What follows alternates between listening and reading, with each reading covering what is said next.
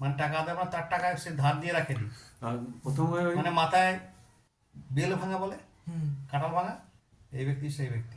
হুম দ্বিতীয়তে দ্বিতীয়তে প্রথমে তিল থাকলে প্রথমে সংসারে অশান্ত, অশান্তি হবে। সংসারে অশান্তি হবে। আর তৃতীয় এ হচ্ছে ভগবানের নাম ভাঙিয়ে খাওয়া লোক।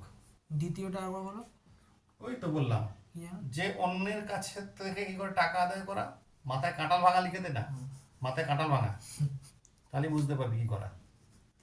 ওটা কিভাবে করতে হয় ভালো করে জানে। হ্যাঁ, এটা হচ্ছে দেবতার নাম ভাঙিয়ে পয়সা আদায় করা। ও, শেষ পর্বে হুম। এবার শনিতে আসি। এইখানে ত্রিকোণ, দেবতার নামে দেবতার নামে টাকা রোজগার করবে না। হ্যাঁ ওই ভগবানের নামে দে বাবা, হ্যাঁ হ্যাঁ সে ওটা তো ভিখারি, কিন্তু এ আবার অন্য জিনিস। হুম এখানে ত্রিকোণ, শনিতে ত্রিকোণ, শনির আঙুলে, মধ্যমা আঙুল মধ্যমায়। আঙুলের এ হচ্ছে গুপ্ত জ্ঞান।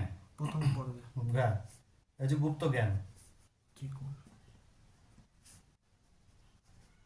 ভালো জ্যোতিষী হতে পারো, ভালো তান্ত্রিকও হতে পারে, তন্ত্রবিদ্যাও থাকতে পারে।